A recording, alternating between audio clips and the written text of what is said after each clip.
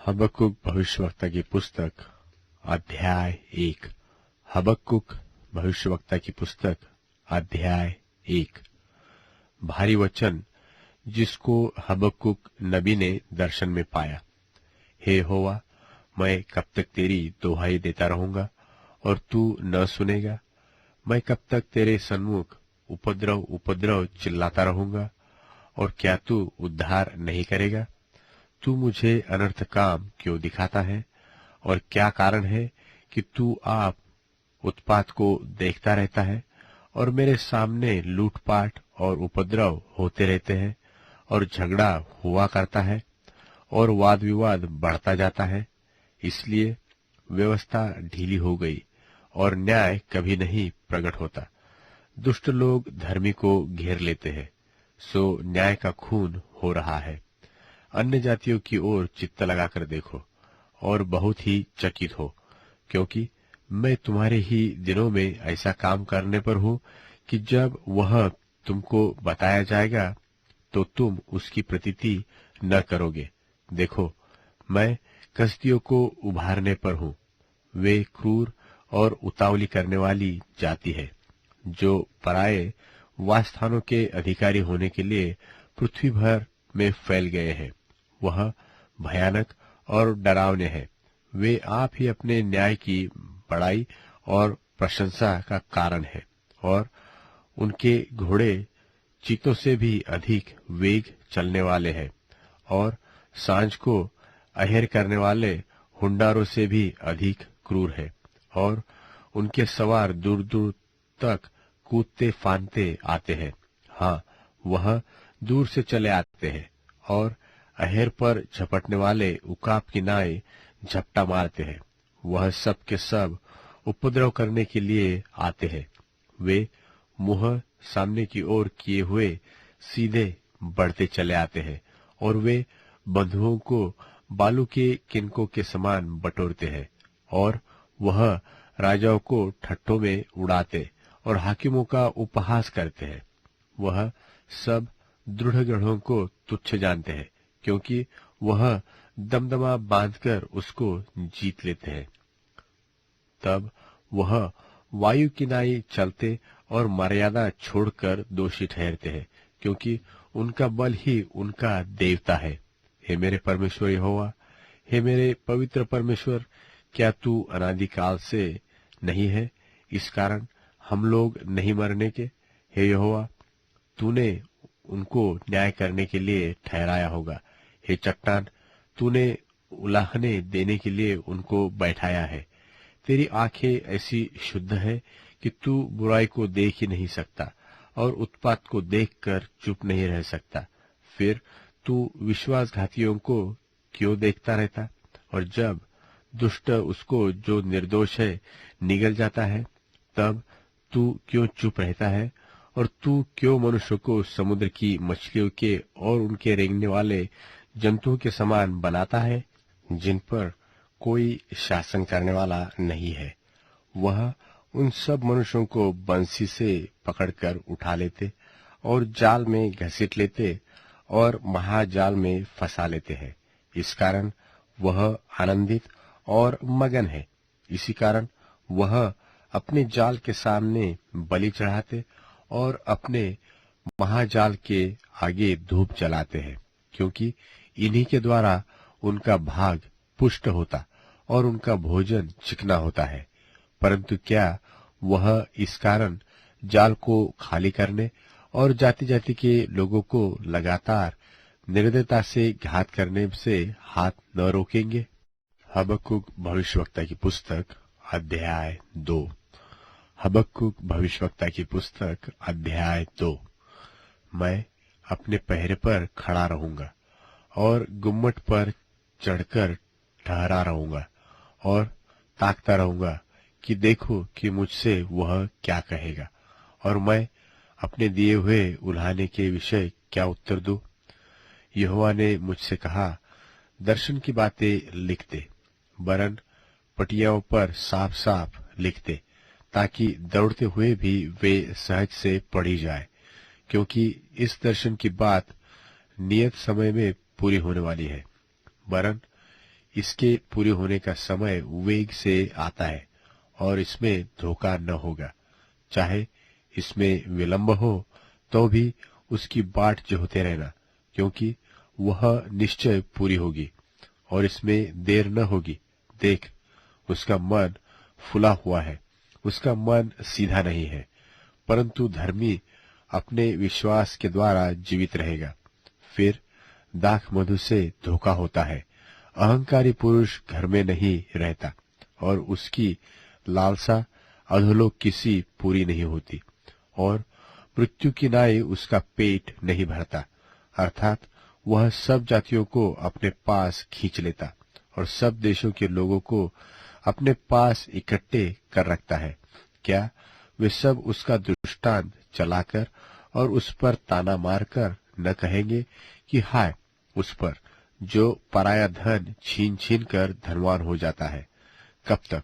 हाय उस पर जो अपना घर बंधक की वस्तुओं से भर लेता है। क्या वे लोग अचानक न उठेंगे जो तुझसे ब्याज लेंगे? और क्या वे न जागेंगे जो तुझको संकट में डालेंगे? और क्या तू उनसे लूटा न जाएगा? तूने जो बहुत सी जातियों को लूट लिया है, सो सब बचे हुए लोग तुझे भी लूट लेंगे। इसका कारण मनुष्यों की हत्या है और वह उपद्रव भी जो तूने इस देश और राजधानी और इसके सब रहने वालों पर किया है। हाय उस पर जो अपने घर के लिए अन्याय से लाभ का लोभी है, ताकि वह अपना घोंसला ऊंचे स्थान में बनाकर विपत्ति से बचे। तूने बहुत सी जातियों के घर को काटकर अपने लिए लज्जा की युक्ति बांधी और अपने ही प्राण का दोषी ठहरा है, क्योंकि घर की भीत का पत्थर दुहाई देता है और उसके छत की कड़ी उनके स्वर में स्वर मिलाकर उत्तर देती है। हाय उस पर जो हत्या करके नगर को बनाता और कुटिलता करके गढ़ को दृढ़ करता है। देखो, क्या यह सेनाओं के यहोवा की ओर से नहीं होता कि देश देश के लोग परिश्रम तो करते हैं, परंतु वह आग का कौर होते हैं, और राज्य राज्य के लोगों का परिश्रम व्यर्थ ही ठहरेगा, क्योंकि पृथ्वी यहोवा की महिमा के ज्ञान से ऐसी भर जाएगी जैसे समुद्र जल से भर जाता है। हाय उस पर जो अपने पड़ोसी को मदिरा पिलाता और उसमें विष मिलाकर उसको मतवाला कर देता है कि वह उसको नंगा देखे। तू महिमा की संति अपमान ही से भर गया है। तू भी पी और अपने को खतनाहीन प्रकट कर। जो कटोरा यहोवा के दाहिने हाथ में रहता है, सो घूमकर तेरी ओर भी जाएगा और तेरा विभव तेरी छाट से अशुद्ध हो जाएगा, क्योंकि लबानोन में तेरा किया हुआ उपद्रव और वहां के पशुओं पर तेरा किया हुआ उत्पात, जिससे वे भयभीत हो गए थे, तुझ पर आ पड़ेंगे। यह मनुष्यों की हत्या और उस उपद्रव के कारण होगा जो इस देश और राजधानी और उसके सब रहने वालों पर किया गया है। खुदी हुई मूरत में क्या लाभ देखकर बनाने वाले ने उसे खोदा है? फिर तू झूठ सिखाने वाली और ढली हुई मूरत में क्या लाभ देखकर ढालने वाले ने उस पर इतना भरोसा रखा है कि न बोलने वाली और निकम्मी मूरत बनाए? हाय उस पर जो काठ से कहता है कि जाग, व अबोल पत्थर से कि उठ, क्या वह सिखाएगा? देखो, वह सोने चांदी में मड़ा हुआ तो है, परंतु उसमें आत्मा नहीं है। यहोवा अपने पवित्र मंदिर में है, समस्त पृथ्वी उसके सामने शांत रहे। हबक्कुक भविष्यवक्ता की पुस्तक अध्याय 3। हबक्कुक भविष्यवक्ता की पुस्तक अध्याय 3। हबक्कुक नबी की प्रार्थना शिग्योनित रीति पर। हे यहोवा, मैं तेरी कीर्ति सुनकर डर गया। हे यहोवा, वर्तमान युग में अपने काम को पूरा कर। इस युग में तू उसको प्रकट कर। क्रोध करते हुए भी दया करना न स्मरण कर। ईश्वर तेमान से आया, अर्थात पवित्र परमेश्वर परान पर्वत से आ रहा है। सेला। उसका तेज आकाश पर छाया हुआ है और पृथ्वी उसकी स्तुति से परिपूर्ण हो गई है। और उसकी ज्योति सूर्य के तुल्य थी, उसके हाथों से किरणें निकल रही थी और इनमें उसका सामर्थ्य छिपा हुआ था। उसके आगे आगे मरी फैलती गई और उसके पांव से महाज्वर निकलता गया। वह खड़ा होकर पृथ्वी को नाप रहा था। उसने देखा और जाति जाति के लोग घबरा गए और सनातन पर्वत चकनाचूर हो गए और सनातन की पहाड़ियां झुक गई। उसकी गति अनंत काल से एक सी है। मुझे कुशान के तंबू में रहने वाले दुख से दबे दिखाई पड़े और मिद्यान देश के डेरे डगमगा गए। हे यहोवा, क्या तू नदियों पर रिसियाया था? क्या तेरा क्रोध नदियों पर भड़का था? क्या तेरी जलजलाहट समुद्र पर भड़की थी कि तू अपने घोड़ों पर और उद्धार करने वाले विजयी रथों पर चढ़कर आ रहा है? तेरा धनुष खोल में से निकल गया। तेरे दंड का वचन शपथ के साथ हुआ था। तूने धरती को नदियों से चीर डाला। पहाड़ तुझे देखकर कांप उठे। आंधी और जल प्रलय निकल गए।